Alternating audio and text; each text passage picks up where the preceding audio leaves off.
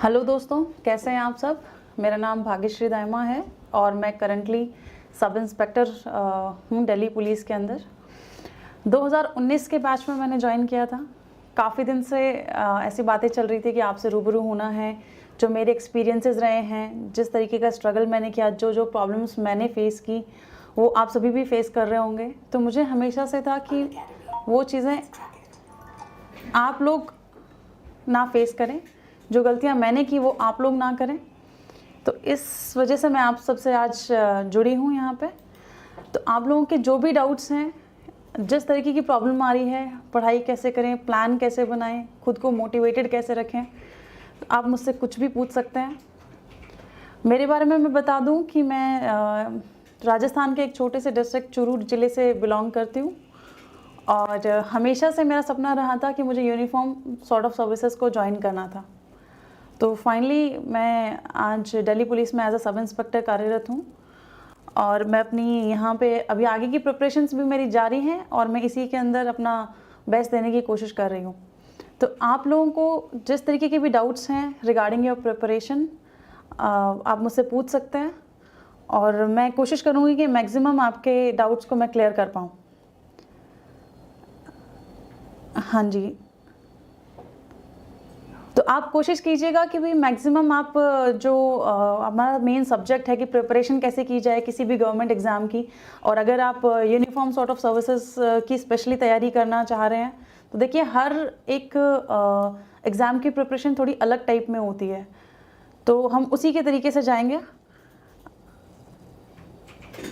आप बताइए जो जो क्वेश्चंस आपको पूछने हैं।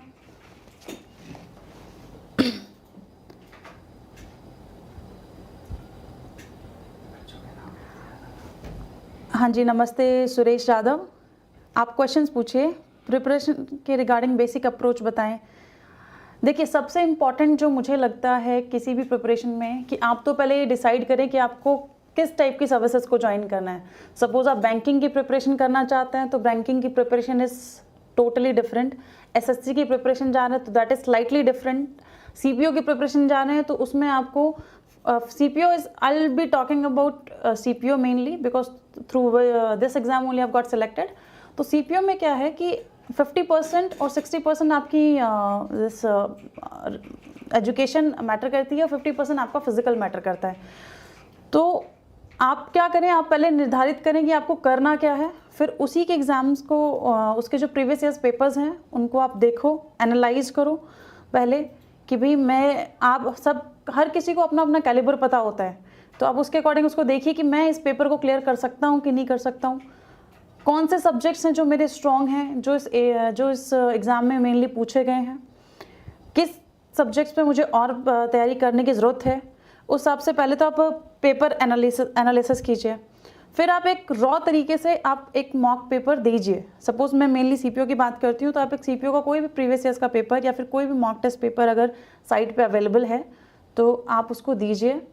देखिए मार्क्स कितने आ रहे हैं, किस सब्जेक्ट में आपने कितना मार्क्स स्कोर किया है। सपोज़ 4 सेक्शन होते हैं CPO के, अगर हम प्रीलिम्स की बात कर रहे हैं तो English, reasoning, maths and GK general awareness.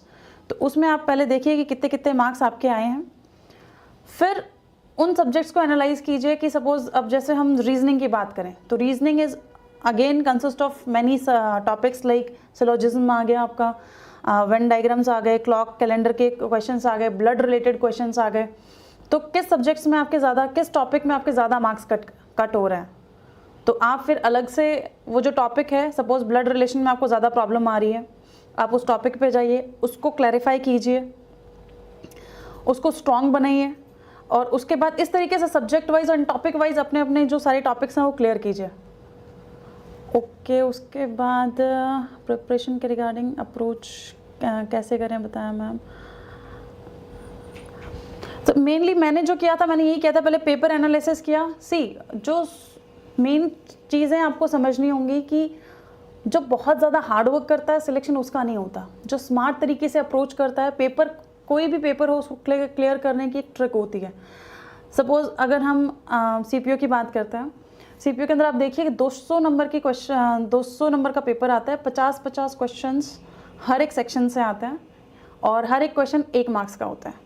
तो आप ये देखिए कि कितने क्वेश्चंस आपको अटेम्प्ट करने चाहिए, कौन से सेक्शन से अटेम्प्ट करने चाहिए।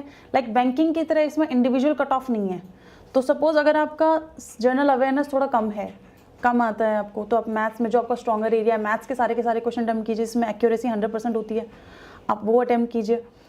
और इंग्लिश आपकी अगर आपकी वीक है तो आप रीजनिंग मेनली अटेम्प्ट कीजिए। जैसे मेरे केस में मेरी रीजनिंग बहुत अच्छी थी, इंग्लिश ठीक था, तो सबसे पहले जब मैं पेपर सॉल्व करती थी तो मेरा मेन फोकस होता था कि पहले रीजनिंग के सारे क्वेश्चंस कर लिए जाएं, फिर इंग्लिश के ठीक कर लिए जाएं, उसके बाद जनरल अवेयरनेस का थोड़ा बहुत जैसे जितने क्वेश्चंस हैं। मतलब मेन पॉइंट ये है कि आपको नेगेटिव मार्किंग से बचना है जितना हो सके। उसके बाद टॉपिक क्लियर करने के बाद आपको ये है कि आपने एम डिसाइड कर लिया, आपने प्रिपरेशन शुरू कर ली। फिर उसके बाद आप एक बुक्स कौन सी रेफ़र करते हैं। मेनली बच्चों को क्वेश्चन आता है कि कौन से बुक्स को हम प्रेफर करें। देखिए जनरल अवेयरनेस की अगर मैं बात करूं तो जनरल अवेयरनेस के लिए जो मैंने बुक्स प्रेफर की थी वो तो लूसेंट को आप जितनी बार पढ़ेंगे आप उसको एक ऑलमोस्ट मिले जुले सिमिलर टाइप का क्वेश्चंस आते हैं, आप उसको एक बार गो थ्रू हो जाइए। और instead of consulting many books, it's better कि आप एक ही बुक को बार बार पढ़ें ताकि वो क्वेश्चंस आपको एकदम से याद हो जाए। दूसरी चीज़ मैथ्स का तो ये है कि मैथ्स के जो टॉपिक्स देख लीजिए मेनली आगे इसमें से रहा है, जैसे एल्गोरिथम्स में से ज़्यादा आगे आ रहा है, या फिर अगर एसएससी का टिपिकली अगर हम बात कर रहे हैं तो एसएससी के जो आपका क्वेश्चंस होते हैं, स्टैटिस्टिक्स वाले जो क्वेश्चंस होते हैं वो ज़्यादा इजी होते हैं, तो आप उनको सॉल्व कर सकते हैं। तो वो वाले जो एरियाज़ हैं वो अपने स्ट्रॉन्ग कीजिए। अगर आप उसकी बात करें, इंग्लिश की बात करें, तो इंग्लिश में मेंस के पेपर में तो मेनली आपका 30 क्वेश्चंस तो आई गेस रिपोर्टेड स्पीच में से आते हैं, डायरेक्ट इनडायरेक्ट स्पीचेस में से आते हैं, तो उन क्वेश्चंस को आप पहले कवर करें जिनका वेटेज ज़्यादा है। अच्छा, ये चीज़ बच्चे जो मेनली एक गलती करते हैं वो क्या करते हैं कि जो अकेडमीज़ हैं, जो कोचिंग अकेडमीज़ हैं, उन्होंने जो स्लॉट्स बना के अपना बता रखा है कि भाई 10 क्वेश्चंस इस वाले टॉपिक्स में से आएंगे, 20 इसमें से आएंगे, आप उसी के थ्रू हो जाते हो, मतलब उसी को फॉलो कर जाते हो ब्लाइंडली। बट मेरे अकॉर्डिंग अगर आप खुद से एनालाइज करोगे कि मैं देखता हूँ कि कितने क्वेश्चंस आ रहे हैं, उससे एक तो आपको क्वेश्चन के टाइप का पता लग जाएगा। तो डायरेक्टली प्रिपरेशन में कूदने से पहले आप देखो कि किस टाइप का पेपर है, कहाँ से मेनली ज़्यादा क्वेश्चंस पूछे जाते हैं, मेरा स्ट्रॉन्ग एरिया कौन सा है, मेरा वीक एरिया कौन सा है। अगर मेरा वीक एरियाज में से मैक्सिमम क्वेश्चंस पूछे जा रहे हैं तो पहले मेरे वीक एरिया को मुझे स्ट्रॉन्ग करना ज़्यादा इंपॉर्टेंट है। तो इस तरीके से आप अपनी अप्रोच रखिए। प्रोसीजर कैसे, okay ma'am, total focus only UP sub inspector. पर मैं देखिए किसी भी मेन एग्ज़ाम में मेनली आपका सबसे इंपॉर्टेंट जो होता है प्रीलिम्स होता है, क्योंकि अगर आप प्रीलिम्स से क्लियर नहीं करेंगे तो फिर फिजिकल और मेंस में तो आप जाएंगे ही नहीं। तो आप ये देखिए कि आप जो प्रीलिम्स के एसएससी के जो भी जितने मॉक टेस्ट पेपर्स हैं, अगर आप इनिशियल फेज़ में हो अपनी प्रिपरेशन के, तो आप ये है कि आप टॉपिक वाइज हर दिन आप जैसे आप एक चार्ट बना लीजिए कि मुझे आज इस टॉपिक को क्लियर करना है, आज इस टॉपिक को, मैथ्स का ये वाला टॉपिक मैं क्लियर करूँगा, ये मेरा वीक है। इस तरीके से पूरे वीक का आप चार्ट बना लीजिए। उसके बाद जितनी भी प्रिपरेशन हो, भले ही सारे टॉपिक्स कवर ना हो, फिर भी संडे को आप एक मॉक टेस्ट पक्का दें, क्योंकि देखिए सेल्फ एनालिसिस बहुत इंपॉर्टेंट है। आप पढ़ रहे हैं लेकिन आपको पता ही नहीं है कि आपकी प्रिपरेशन कितनी हुई है, तो फिर आप खुद को you are fooling yourself. तो उससे बचने के लिए क्या है कि हर week at least initial days of your preparation में आपको हर वीकली आपको मॉक टेस्ट देना है, एनालाइज करना है अपने आप को कि मैं कहाँ लाइक करता हूँ, या जो मेरी एक हफ्ते की प्रिपरेशन है उसमें कुछ इम्प्रूवमेंट हुआ है कि नहीं हुआ है। स्टार्टिंग में आपको ज़्यादा मार्क्स का डिफरेंस नहीं नज़र आएगा। मे बी प्रीवियस एग्ज़ाम में आपने सपोज़ मॉक टेस्ट में आपने कुछ 200 में से सपोज़ 100 या 90 मार्क्स आए हैं आपके, नेक्स्ट वाले में ज़्यादा कुछ इंप्रूवमेंट ना हो के 95 ही आए। बट आपको ये एनालाइज करना है कि जिस टॉपिक को आपने प्रिपेयर किया था, सपोज़ आपने कोडिंग डिकोडिंग रीजनिंग सेक्शन में से आपने प्रिपेयर की थी, या फिर आपने मैथ्स का ट्रेन और लॉन्ग डिस्टेंस वाले जो टॉपिक्स थे वो कवर किए थे, तो ये जो आपने मॉक टेस्ट पेपर दिया है उसमें जो इन दोनों टॉपिक से जो क्वेश्चन आए हैं वो आपके सही हैं कि नहीं है। मतलब आपको बाकी पूरे सिलेबस से कुछ ज़्यादा लेन देन नहीं रखना है, आपको ये देखना है कि जो टॉपिक दो आपने प्रिपेयर किए हैं वो आपके क्वेश्चंस गलत नहीं होने चाहिए। तो इस चीज़ का आप मेनली ध्यान रखेंगे। उसके बाद जो बुक जनरली बच्चों का क्वेश्चन आते हैं कि जनरल अवेयरनेस को में मेन प्रॉब्लम आती है, क्योंकि it is a very vast topic और आपको पता नहीं होता कि कितना पढ़े, कहाँ से क्या आ जाएगा। देखिए, इसका वैसे बेसिक चीज़ें अगर मैं बताऊँ जनरल अवेयरनेस ही कवर करने के लिए, एक तो अगर आप ट्यूशन दे सकते हैं 6 to 10th के बच्चों को, तो आप अपने साइडवेज देते रहिए, इससे आपका टाइम पास भी अच्छा होगा, अर्निंग्स हो जाएंगी। और जनरली क्या होता है कि अगर हम किसी को पढ़ाते हैं तो हमें बहुत ज़्यादा अच्छे से समझ में आता है, चीज़ें रिटेन हो पाती हैं ज़्यादा लंबे टाइम के लिए, फर्स्ट थिंग। सेकेंड थिंग, आपको जैसे मैंने बताया ल्यूसेंट अगर आप पढ़ेंगे तो ये नहीं कि अलग अलग बुक्स आप पढ़ रहे हैं, एक ही बुक को आप बार बार पढ़िए। थर्ड थिंग, जनरल अवेयरनेस के लिए हैं जैसे जो भी कोचिंग सेंटर्स हैं या फिर आपके इस पे ई-अकेडमी एजुकेशन पे भी काफ़ी सारे जनरल अवेयरनेस के वीडियोस आते रहते हैं, या यूट्यूब पे भी काफ़ी सारे अवेयरनेस के वीडियोस हैं। तो आप जैसे फ्री टाइम में बैठे हैं, कोई काम नहीं है या खाने के लिए मॉम खाना बना रही हैं, आप वेट कर रहे हैं, तो तब तक आप देखते रहिए उनको ना, एक सरसरी तौर पे। इसका बेनिफिट क्या है कि आपको स्पेशल टाइम जीके के लिए देने की ज़रूरत नहीं पड़ेगी। आप वैसी वीडियोस देखते रहिए, ट्यूशन जा रहे हैं या फिर कहीं जा रहे हैं, ऑटो में बैठे हैं, तो मेट्रो में बैठे हैं, उस टाइम को यूटिलाइज़ करने के आपके पास फ़ोन अवेलेबल है, आप फ़ोन पे वो यूट्यूब के वीडियोस देखते रहिए जनरल अवेयरनेस के। उससे क्या होगा कि अगर एग्ज़ाम में वैसा सिमिलर सा आंसर आपको नज़र आ जाएगा, हमारे पास प्लस पॉइंट क्या है कि हमारे पास 4 ऑप्शंस हैं। तो अगर आपने वो सरसरी तौर पे भी वो देखा होगा तो आपको वो ऑप्शन उसमें नज़र आ जाएगा और आपका चांसेस हैं कि वो मैक्सिमम उसमें राइट रहेगा। तो जनरल अवेयरनेस के लिए आपका ये है।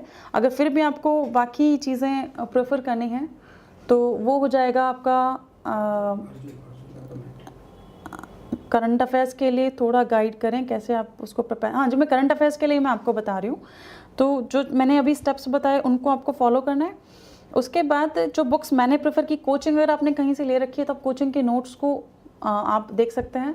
अच्छा, कोचिंग के नोट्स को पढ़ने के लिए भी क्या है कि बच्चे एक बार पढ़ते हैं, उसके बाद उसको काफ़ी टाइम तक, एटलीस्ट 15 से 20 दिन तक आप उनको दोबारा देखते ही नहीं हैं। तो ह्यूमन ब्रेन को आपको समझना पड़ेगा कि कुछ टाइम के बाद हम चीज़ें भूलने लग जाते हैं अगर हम उन्हें रिवाइज़ नहीं करेंगे।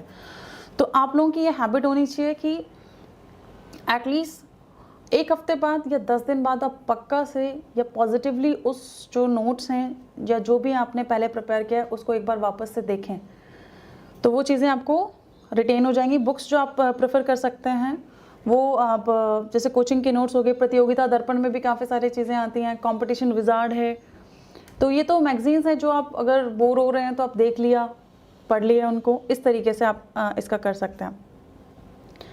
बाकी यूपीएस एग्ज़ाम प्रिपरेशन में कैसे प्रिपेयर करें, देखिए जितने भी सब इंस्पेक्टर लेवल के एग्ज़ाम्स हैं, आई थिंक मोर और लेस सबका सिलेबस सेम है, सबका पैटर्न सेम है, तो उसमें ऐसा स्पेशल तैयारी करने वाला कुछ नहीं है। जो लोग एसएससी की प्रिपरेशन कर रहे हैं उनका मोर और लेस सीपीओ कवर हो जाता है, या जो भी जनरल गवर्नमेंट एग्ज़ाम के प्रिपेयर कर रहे हैं, यही मेन सब्जेक्ट्स होते हैं आपके GK, English, maths and reasoning. Neelam, good afternoon Neelam. Current affairs is done. देखिए बाकी और क्या चीज़ें होती हैं इन सब चीज़ों में, एक अपने आप को मोटिवेटेड रखिए। लोग क्या करते हैं, इनिशियली आप मेरा वीडियो देखेंगे या किसी और का वीडियो देखेंगे, you will feel motivated, but वो जो मोटिवेशन रहता है वो लिमिटेड टाइम के लिए रहता है। When you actually start of on ground, तो अब थोड़ी देर में ही 2 घंटे की अगर आपने पढ़ाई की तो 2 घंटे बाद ही आप डल महसूस करने लगते हैं। तो उस चीज़ के लिए आप सेल्फ मोटिवेटेड रहिए, अपने आप को ये बोलिए कि अगर आप नहीं कर पाए तो ज़िंदगी के बहुत साल आपको स्ट्रगल करना पड़ेगा। अगर इस साल, और अभी तो बहुत अच्छा टाइम चल रहा है, लॉकडाउन का टाइम चल रहा है, आप फ्री हैं, कोई कमिटमेंट नहीं है आपकी, कहीं जाना नहीं है, कहीं ट्रैवलिंग में टाइम वेस्ट नहीं हो रहा है, तो इस चीज़ को आप बेस्ट यूटिलाइज कर सकते हैं। आप ये मत सोचिए कि एग्ज़ाम्स पोस्टपोन हो गया, एग्ज़ाम आएगा तब हम पढ़ना शुरू करेंगे। इसी को जब बाकी लोग रेस्ट कर रहे हैं, आप इसी टाइम को और ज़्यादा अच्छे से तरीके से यूटिलाइज कीजिए,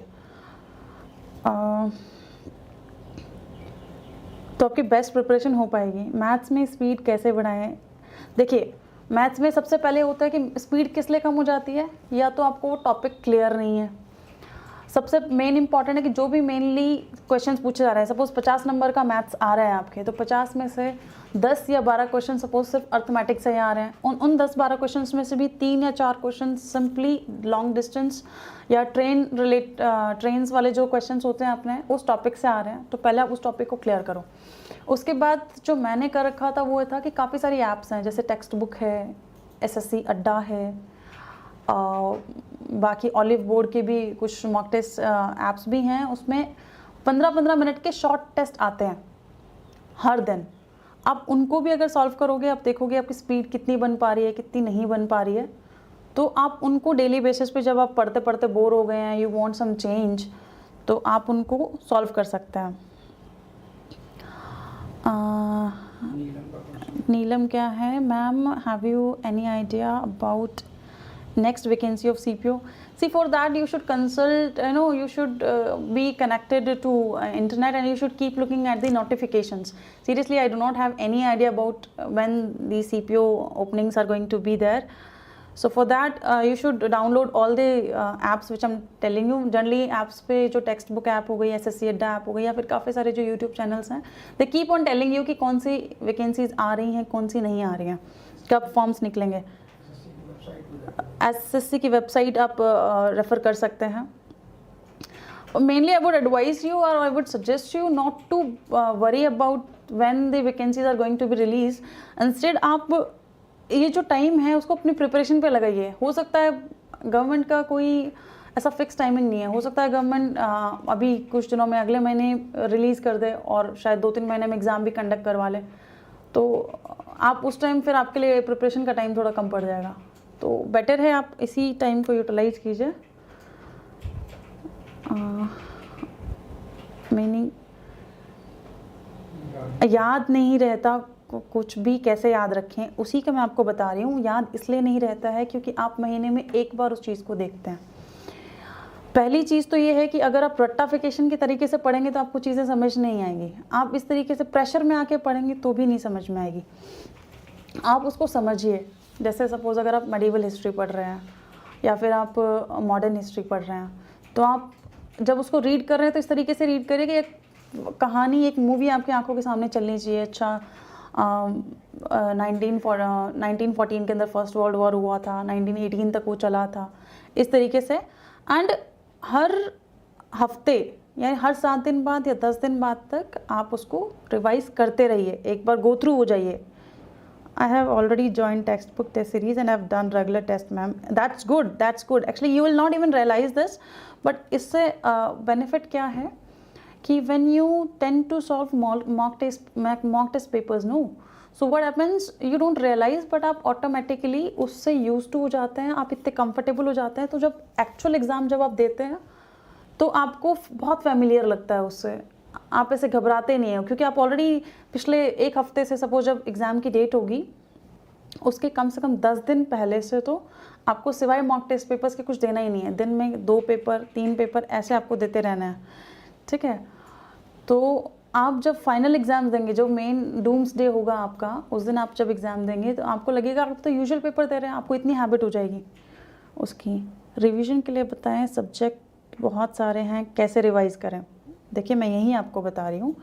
जैसे आपने टॉपिक्स सारे कवर कर लिए हैं, उसके बाद अब वीकली आप मॉक टेस्ट दीजिए, फिर देखिए कि फिर मार्क्स कहाँ कट रहे हैं, कौन से टॉपिक में कट रहे हैं, फिर उसी को रिवाइज कीजिए।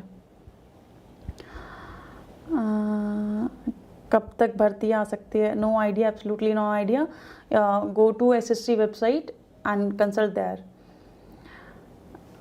रिवीजन के लिए दिल्ली SI की जॉब कैसी है कंपेयरिंग टू?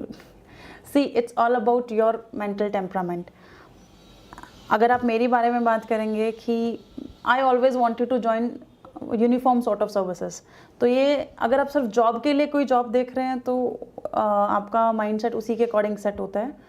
अगर आप अपना ड्रीम या पैशनेट हो किसी भी जॉब को लेके, be it banking job, be it this policing job, be it defence related jobs, तो फिर आपको उस काम में मज़ा आने लगता है। अगर आप ऐसे ही किसी पुलिस ऑफिसर से पूछेंगे जिसने just for the shake of having a job उसने जॉब ज्वाइन की है, तो he will give you negative comments कि नहीं जॉब अच्छी नहीं है, कुछ भी ज्वाइन करो, पुलिस में ज्वाइन करो.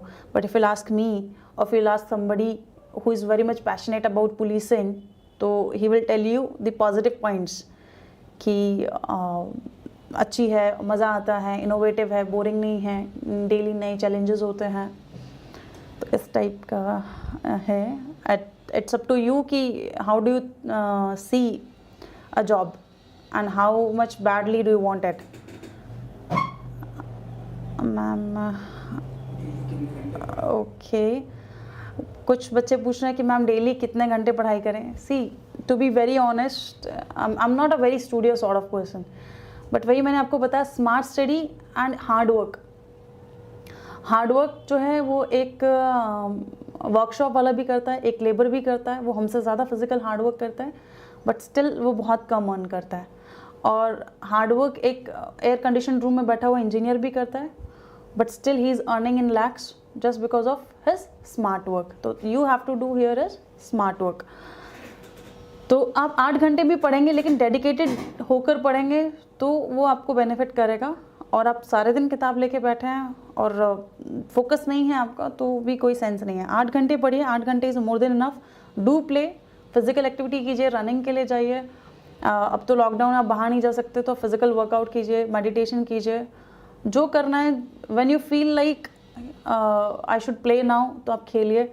If you feel like I should watch TV, आप देखिए. लेकिन आपके माइंड में ये होना चाहिए कि मैंने अभी तक उतने टॉपिक्स कवर नहीं किए हैं जितने मैंने आज के लिए टारगेट सेट किया था. जैसे मैं कैसे बनाती थी कि मेरा ये नहीं था कि मुझे 8 घंटे इन अ गो पढ़ना है, क्या नहीं. मेरा स्टार्टिंग में जब मैं मॉर्निंग में उठूँगी तो मेरे को ये था कि आज मुझे ये टॉपिक्स कंप्लीट करना है. सपोज 6 टॉपिक्स हैं, 2 from reasoning, 2 from English, 2 from maths. तो ये 6 टॉपिक मेरे आज इन 24 आवर्स में कंप्लीट होने चाहिए. तो आप चाहे कैसे भी कीजिए, आप सारे दिन सो रहे हैं, उठ रहे हैं, उससे कोई मतलब नहीं है, लेकिन आपने वो 6 वाला टॉपिक कंप्लीट किया कि नहीं किया. That should be your goal. Revision हो गया. एनसीसी के लिए कुछ प्रॉफिट मिलता है? नहीं, कोई प्रॉफिट कुछ नहीं है. आप purely your hard work will be seen here. नहीं, दिल्ली पुलिस में I don't think so there is some any concession for NCC cadet. Online paid classes content is sufficient. Ma'am, online paid classes content is sufficient for clearing one day exam. Yes, it is sufficient and I would suggest कि आप purely या blindly dependent मत होइए coaching centres पे. आप खुद भी analyse कीजिए. तभी तो मैंने आपको बताया ना कि आप खुद भी एनालाइज़ कीजिए. जैसे मैंने इसके अलावा मैंने डिफेंस के काफ़ी एग्ज़ाम्स क्लियर किए थे. CDS क्लियर किया था, FCAT क्लियर किया था. तो और ये एग्ज़ाम भी थे, 1-2 एग्ज़ाम्स और भी थे. तो उसमें आप अपनी स्ट्रेटेजी बनाइए कि आपको कितने क्वेश्चंस क्लियर करने चाहिए. सपोज़ अगर मैं FCAT की बात करूँ तो FCAT के अंदर 100 क्वेश्चन का पेपर आता है, 300 मार्क्स का. पर क्वेश्चन 3 मार्क्स है, +3 -1 मार्किंग है उसमें. हर सही क्वेश्चन के लिए 3 मार्क्स एंड नेगेटिव मार्किंग है -1.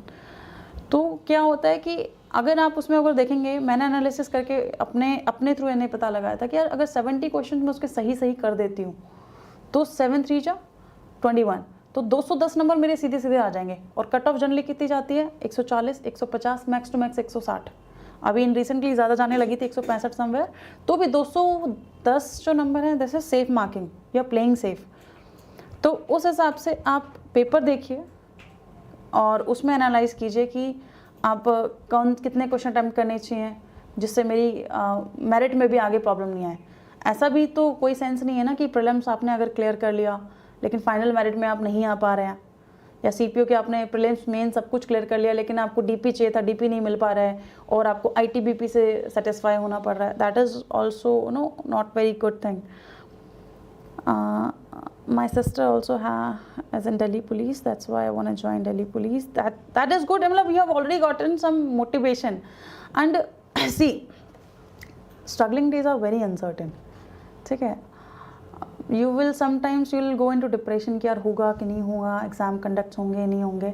But this is where your patience is being tested. तो आपको पेशेंस नहीं खोना है. आपको अपने आप पे बिलीव रखना है and you should keep on with your preparation. And देखो, एक चीज़ ध्यान में रखना कि ग्रेजुएशन के बाद से 2 या 3 साल सबको लगते हैं. अपना करियर सेट करने में, ठीक है। बट आप हमेशा ये रखना, अपने आप को एक डेडलाइन दीजिए कि इस लाइन तक मेरा एग्ज़ाम क्लियर हो जाना चाहिए और I should get into some service, I should become self reliant by this time, like by 2020 और बाय 2022 तक मैं अपने आप को सेट कर लूँ, ठीक है। और उससे क्या है कि उसका अपने आप को बोले कि अगर आज इन 2-3 सालों में नहीं कर पाया तो पूरे 60 साल या पूरी लाइफ टाइम तुझे स्ट्रगल करना होगा। तो ये 2 महीने 3 महीने डेडिकेटेडली पढ़ाई करना ज़्यादा अच्छा है या फिर पूरे लाइफ टाइम नो स्ट्रगल करना ज़्यादा सही रहेगा। Just ask yourself. Online and what else is there. Clear हैं टॉपिक्स फिर भी लैग कर जाते हैं। वही मैंने बताया, keep on practising, practice is the key. आप 1-2 बार करते हैं बट उसके बाद आप करते नहीं हैं, इस वजह से वो नहीं हो पाता। मैंने वही बताया ना, आप ये देखिए जैसे अगर आप जो चीज़ आपकी स्ट्रॉन्ग है उसको और स्ट्रॉन्ग कीजिए। Time management also one of the important factor in any competitive exam. See you only get 2 hours and you need to divide your these 2 hours into you know कि जिसके अंदर आप ज़्यादा मार्क्स कवर कर सको।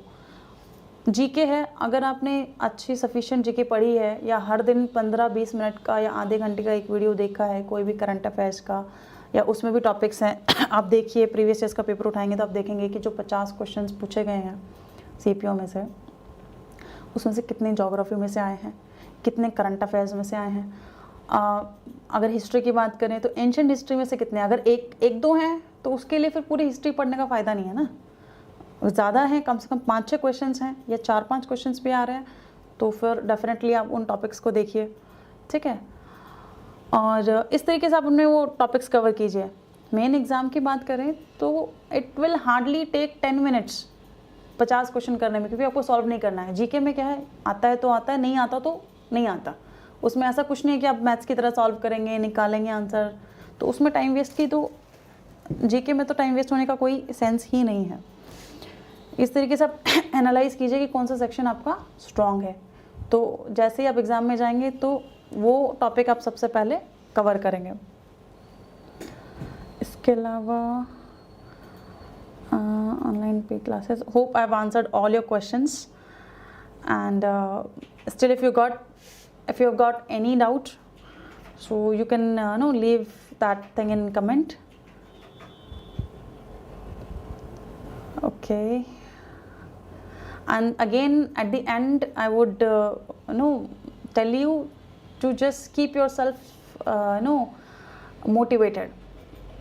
ऐसा नहीं है, गाड़ी हमेशा अपने फ्यूल से चलती है, दूसरों का पेट्रोल मांगोगे तो वो फिर ख़त्म हो जाएगा अल्टीमेटली।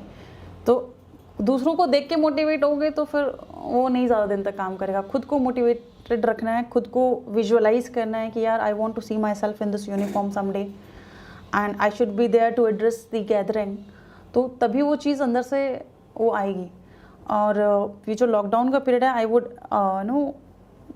सजेस्ट यू कि बेस्ट यूटिलाइज़ कीजिए इस चीज़ को, और very very all the best, and just have some faith in yourself, like you will succeed surely, not now but someday you will.